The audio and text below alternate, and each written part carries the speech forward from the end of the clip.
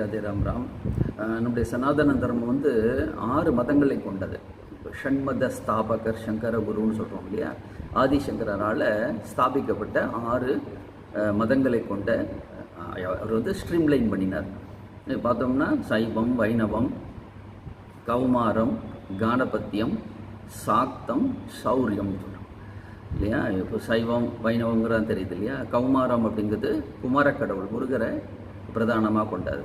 கானபத்தியம் அப்படிங்கிறது கணபதியை பிரதானம். சாக்த வழிபாடுங்கிறது சக்தி வழிபாடு.